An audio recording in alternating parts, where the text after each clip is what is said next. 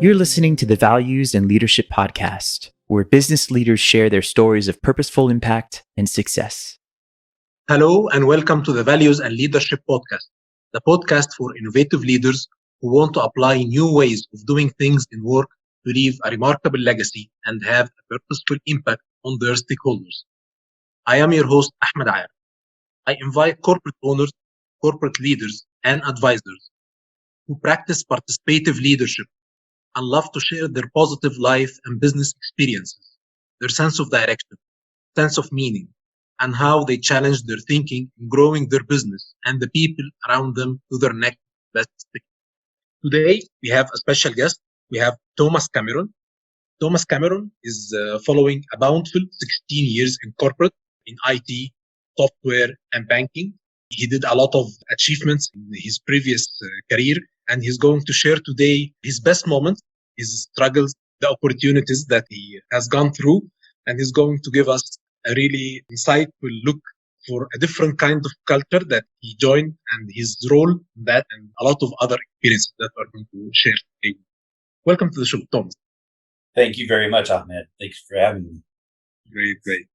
You had a lot of experience and you had a bountiful 15-year journey in corporate, and it was in different industries.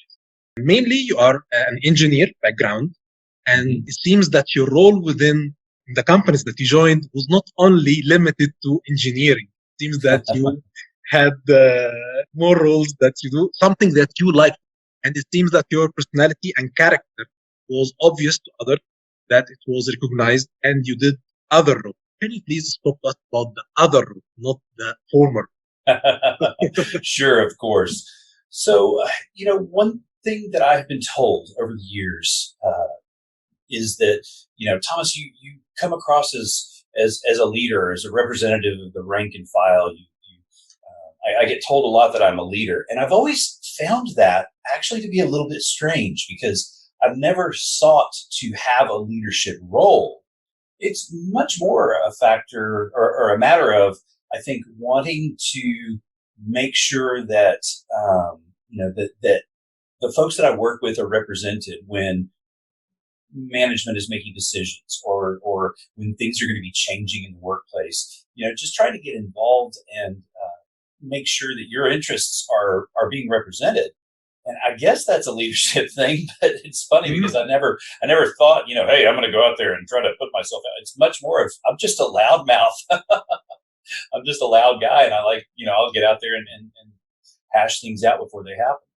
I think this is really great. You mentioned that leadership is about making sure that folks are involved, people are involved, and everybody's interests are being represented. So this is very nice definition for leadership. Yeah, I mean, it's something that I have seen. I have served under great leaders. I have been very fortunate to have served under some really fantastic leaders. And one of the things that I have seen, one of the characteristics of those leaders, and one of the characteristics that I have tried to emulate, is making sure that you're paying attention to the people who are beside you or, subordinate to you if you're in a management role.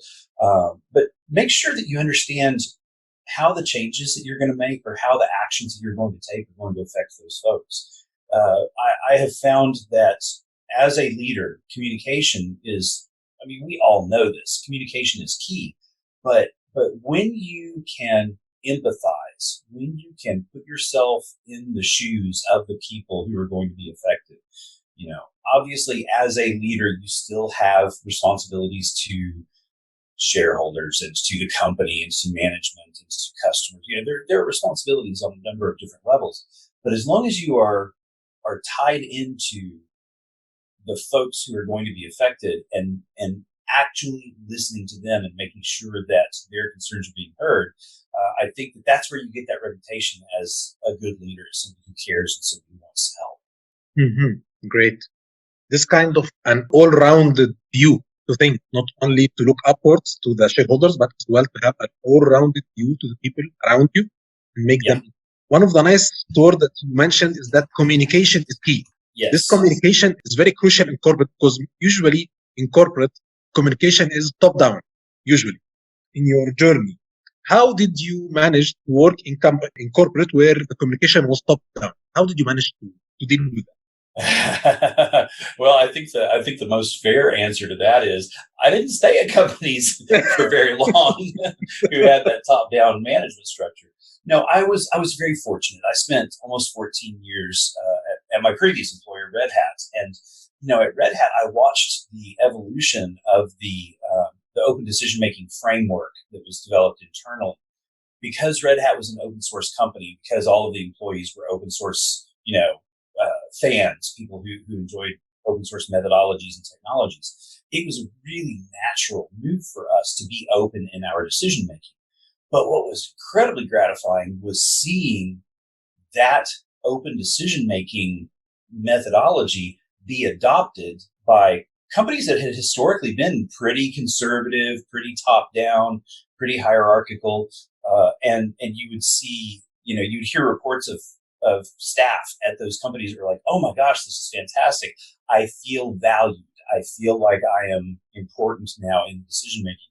I feel like my voice is at least heard, if not, followed, because of course we can't accommodate every single person's desires with change. But for me, working at a place that is that sort of old school hierarchical, like this is the way things are going to be, and that? that's all there's. I don't think I can do that anymore. I've gotten too old to mess with that silliness. Great.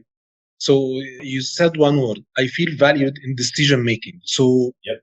it seems that your voice was counted. Yes. Yeah, and that's definitely something that I've noticed both with my current employer at Amazon Web Services and then previously at Red Hat. When you first start at a company, it's usually a little bit nerve wracking. You're new. You don't want to make any waves. You don't want to upset anyone. You don't necessarily even know what the culture is like yet, what the communities internally are like yet. But what I found was the things that we learned in grade school, right? If you're nice when you ask questions, people will listen to you. And so what I found was as things were happening, whether they were decisions that were being made or new businesses that are being taken on or anything like that, I learned that if you raise your hand and ask questions and do it in a non-confrontational, smart way, that and of course you have to ask smart questions, right? Mm. But and that's a whole other skill set we can talk about in a few minutes. Mm. But as long as you go about it in a way that's not like, well, I think that's stupid. Why are we doing that? But instead, it's like, hey, here's a concern that I have. I see this as a potential downfall. Are we thinking about that? Do we have a way around it? Or, hey, I really, really like this. This part's really cool. We should really do this as opposed to this other thing. It's all in how you present yourself. It's how you interact with the folks both above and beside or below you. But what happens is over time, you do get accepted as and recognized as somebody who is and I hate the word thought leader, but kind of a thought leader in cultural things.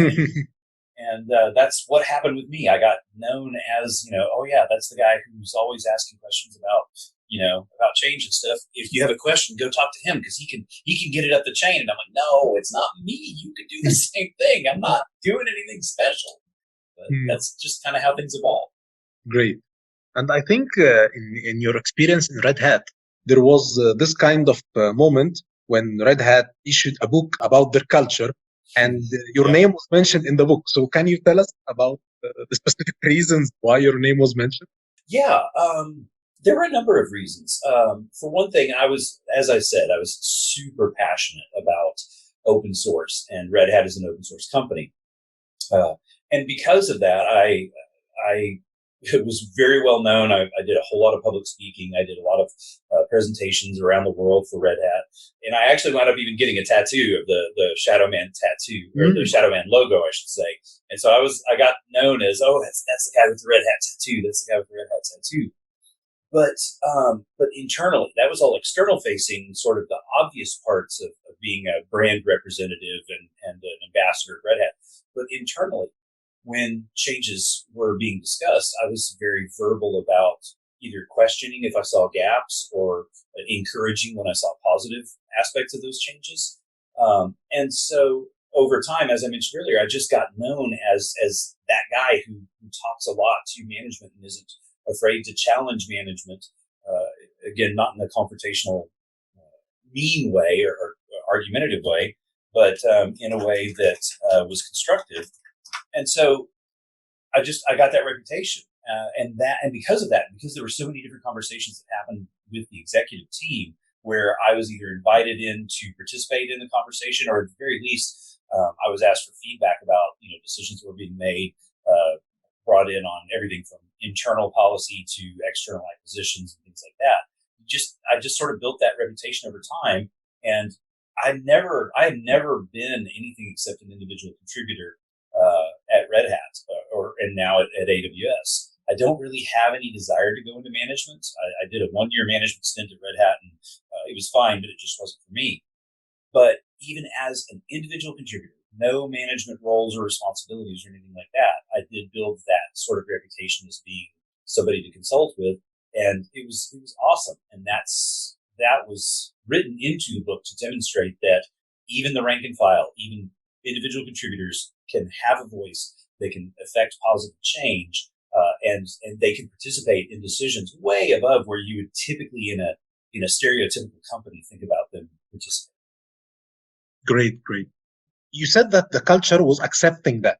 The culture itself was accepting to listen to the voices and to appreciate that. Some other companies, maybe they are not accepting that kind of voice. Do you have other friends who are in this other cultures? Yeah, unfortunately, I do. I mean, there were times where there would be an email who would come from a vice president or a director or even Jim, the CEO at Red Hat, where I would reply to it. And I would reply to it on our public mailing list, our internal discussion mailing list. And I would tell friends that who worked at very regimented hierarchical companies that, yeah, I responded to the CEO and I did a reply all so that it went to the public mailing list. They're like, oh, are you crazy? I'd get fired if I did that. And I was just, and I've known several people who work in environments like that. And the first thing that comes to mind when I hear something like that is, why are you working there? If your voice isn't valued, and if you don't have the freedom to speak to management about real issues that are affecting you, no, obviously don't be silly about it. Don't abuse that. But if you actually have a legitimate concern, or if there's a positive point that you want to seriously emphasize or something like that, why would you work someplace where they don't value you? I don't understand that. I think that we're also seeing a whole lot of the younger folks who are entering the workforce right now. I can say that because I got all this gray in my beard, but these younger folks who are coming into the workforce, if they don't feel that their opinions are being heard and they don't feel that their concerns are valued, they're definitely going to go find someplace else to work. So I think that from a purely selfish corporate perspective, you need to pay attention to what your folks are saying, and then just from a keeping folks happy at work, you need to pay attention to what folks are saying. So I can't imagine working someplace where you couldn't just pop off if you had a legitimate question. Yeah, it's really a lot about feeling valued, the place you are in, and this is really it means something for you. It's worth to something.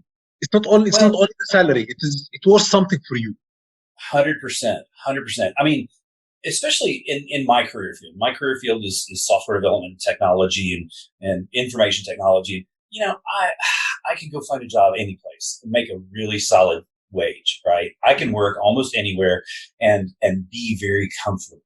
So for me, it's the non-tangible, or the intangible, I should say, things like feeling valued, like the esprit de corps, like knowing that my manager has my back. And from a leadership perspective, I learned a long time ago, and I've had several sort of mentoring leaders. The whole concept of being a leader and having that sort of servant's spirit, if that makes sense. Like my job as a leader isn't to be out. It isn't to tell people what to do. It's to be out front and to lead and say, follow me. It's not pushing, it's following. And if you don't have that servant's heart, that servant spirit, where you are invested in the well-being and the happiness and the productivity and the comfort and like just making sure that the people you are responsible to, because that's what leadership is. You are responsible to the people you lead, as well as to the people, that you report up to. But if you have that leader's or that servant's heart, and you have that servant spirit, then you have to have the balancing act. You have to pay attention to what the shareholders and the corporate office and all those things, because you're in a business and you got to keep the lights on, right? I mean, no one is saying that you shouldn't do that, but as long as you then also turn around and know that I've got to make sure that the people who are actually doing the work, the ones who are making us successful, the ones who are innovating, the ones who are having the ideas, the ones who are frankly having to be apart from their families, not during the times of COVID right now, everybody's all crammed together. But, the reality is we're asking folks to spend 8 to 10 hours a day away from their families to be at work. I think that we owe them, for that time that they're away from families, I think that we owe them the respect. I think that we owe them listening. I think that we owe them, just taking care of them and making sure that their needs are met and that their concerns are heard.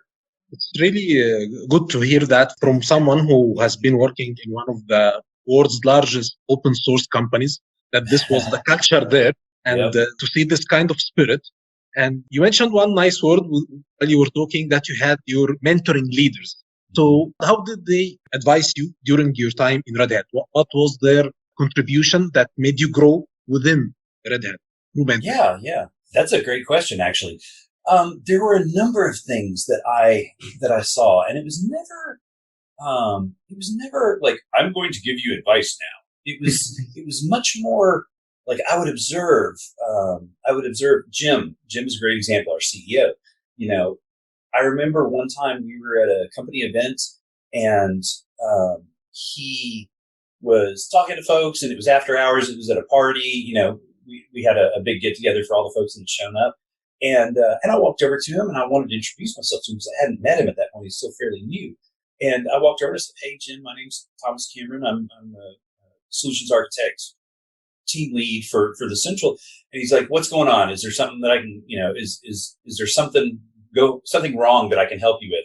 And I was really surprised and he didn't say it in a negative way, not like, "Oh, what's wrong now?" He was much more like, "Is there a barrier that you have that I can knock down for you?" And that sort of floored me, and I was like, "No, actually, things are going really well. I just wanted to tell you who I am and let you know that I'm glad you're on board and blah, blah, blah." And so we chit-chatted for a little while, but the fact that his focus, and it was incredible. It was like a light got shined on me because he was talking to other folks. I walked up and I stuck my hand out, and he immediately was just like, boom, focused on me, didn't let any distractions get to him. It was really, really, it made me feel like he cared about what I was doing.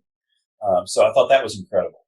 Another leader whom I've tried to emulate was our chief marketing officer at the time, Jackie Yaney. She was phenomenal about that sort of getting input from folks, hearing the voice of not just our external customers, but hearing the voices of the people who are doing the work to get our marketing messages out and to do events and to do, all of the things that are necessary to grow the business.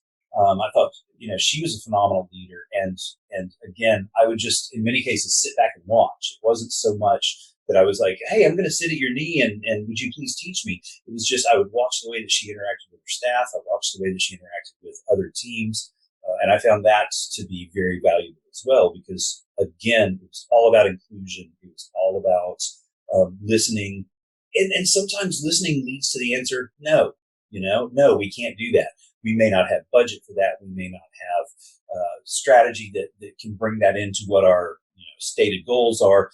But being able to even say no in a way where the person who's making the suggestion is like, "Okay, that makes sense." So those are things that I've learned from them. From Curtis Zinzaletto was a manager of mine who was phenomenal as well. He was really good about explaining why things would or wouldn't happen.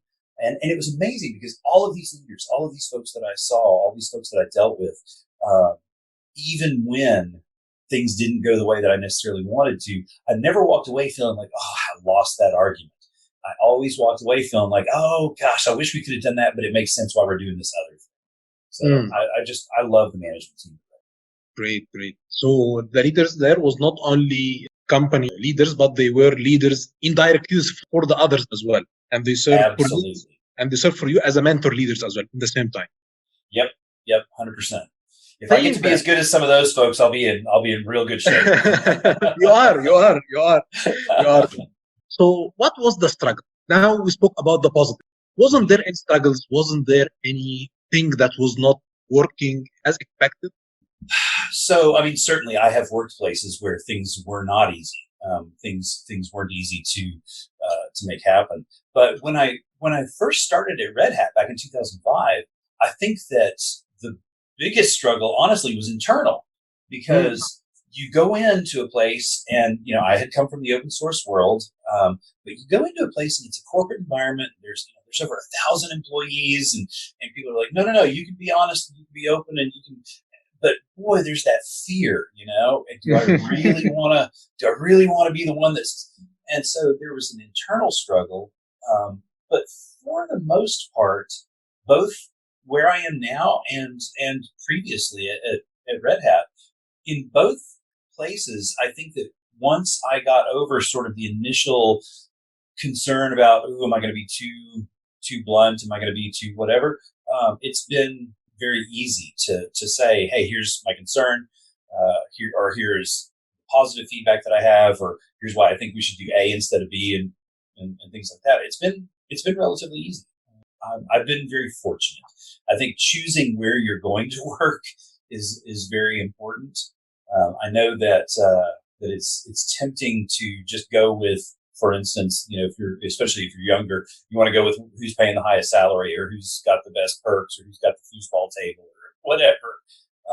But I think that understanding culture and understanding how leadership interacts with staff is going to be, it needs to be a very important part of where you choose to work. I'm saying this for the younger folks who are listening. But this is a very important question now to me. How culture is maintained throughout the years despite leadership changes? Some people go out, some people come in. So what's the glue that's making all of this sticking for years? Well, let's use my current employer. At AWS, we have a culture of, we work really, really hard. I mean, there is no one who will say that we don't work hard at AWS. We try to be innovative, and we try to have fun. We certainly try to have fun. But I think that culture is something that it's really going to be ingrained by the rank and file, the people who are doing the work. Management has a responsibility to maintain that culture, if it's positive, of course.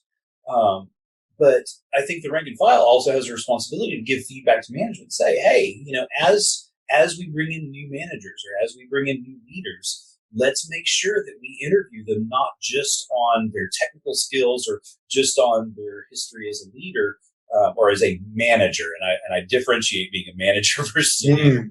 But let's also make sure that they understand the value of culture, and let's make sure that they are comfortable maintaining a culture in our environment. So it's got to be a two-direction or a bi-directional communication between staff and leadership. That was something we struggled with previously at Red Hat, just because they were growing so fast, and sometimes you'd hire folks in from places where maybe they didn't have the type of culture that we had at Red Hat. You kind of had to gently nudge folks towards, even managers. You kind of had to gently nudge them towards, hey, this is how we do things here. Here's why it's important, and here's why it's positive, and here's the benefit that you can see. It's not just touchy-feely running through the fields, holding hands, and open source is awesome. There are benefits to the business, there are benefits to sales, there are benefits to technology. Like, you got to be able to articulate why the culture being like it is so important. So the culture it was maintained, as you mentioned, through recruiting. So you're making sure that nothing wrong coming from inside.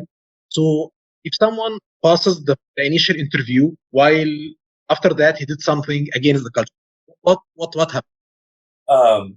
So you're saying somebody got hired, but then wasn't a good cultural fit? Yeah. So there's certainly not like a written policy about it or anything. But honestly, the few times that I saw that happen, and I mean, it was very few. I can only think of one or two people during 14 years that really just weren't a good cultural fit. And in every case, it wasn't that people were like, "You're bad. You're not, you're not part of our culture." I think it was much more a matter of they kind of went, "Oh, this is really not what I was expecting. This is not what I'm comfortable with." And either they changed, or if they couldn't change, they just left. It wasn't a matter of they got fired or they got drummed out or anything like that, because I don't think we would have done that. It was just like, this is a bad fit. I'm going to go find someplace else. And bless them and more power to them. And I hope that they can cool off a little bit. So culture in Red Hat, it was maintained only by the management, or it was as well the owners, based on the owners' values? It was 100% of the organization. Everybody from Jim and the board of directors all the way down to people like me who are individual contributors. We all understood, and we did ongoing education about the open source culture and about how the open source culture was integrated into Red Hat. It was incredibly important. And I think it is the reason that Red Hat has been so successful, is that strict adherence to that sort of open source mentality and culture, and having leaders who follow the same culture, having leaders who encourage their troops their staff to follow that. So yeah, I mean, culture was everything, and it was ingrained in everything. So what do you think was there a pillar for culture? Was it behaviors? Was it practice? What do you think the pillar culture? I mean, certainly it was behaviors, but I think that if I had to do a sort of the word map, the word bubble thing for Red Hat, for instance, or for any open source company, or even for what I have done inside of AWS working with open source technologists there. But I think that the words that would come up would be collaboration, would be transparency, would be support and positivity. And I know that sounds weird, but it's so easy to be negative when you have the ability to be really blunt. It's so easy to say, "Oh, that doesn't work," blah. But it's a lot harder to say, "Hey man, I like where your head's at. I like what you're trying to get done. I think this is a concern we have, or this may be a problem. Maybe we can do it this way instead, so that we'll get your result, but we'll do it in a way that's not gonna create problems." Again, I said it earlier. It's what we learned in grade school. Just be nice. And when you're nice and you're supportive and you assume positive intent and you are positive when you're trying to make things better, I think that there is very little that can't be done when you get a bunch of smart people together who are working for a common goal out of passion and love, rather than I got to hit my number for the quarter or something. I like this. Just be nice, be supportive, be positive when you try to do things in a better way. Yeah. And assume positive intent. That's the hard one, man, because we spend so much time communicating via text, whether it's SMS messages, whether it's Slack channels, whether it's emails, whatever. It's so hard to read intent or to read tone from written communications. So sometimes you get an email and it's real easy to go, "Oh my gosh, they're saying something negative about what I'm doing. They hate me. Oh my gosh, this is terrible." No, just assume positive intent. Assume that they're being positive in their criticism and constructive, and go forward from there. And if all else fails, man, pick up the phone. Pick up the phone, talk to somebody so you can hear their tone of voice, so you can know that, oh no, this isn't an attack. This is somebody trying to make me do better. Great. Thank you, Thomas, for all what you shared. It was very nice to know how was culture maintained in Red Hat through the board, through the education, through recruitment, how the behaviors was maintained in Red Hat. Be nice, be positive, assume good intent. It's very enlightening culture that everybody, I think, will be applying now to Red Hat straight. Good. Well, thank you very much for having me. I appreciate it. This has been a pleasure. Thank you.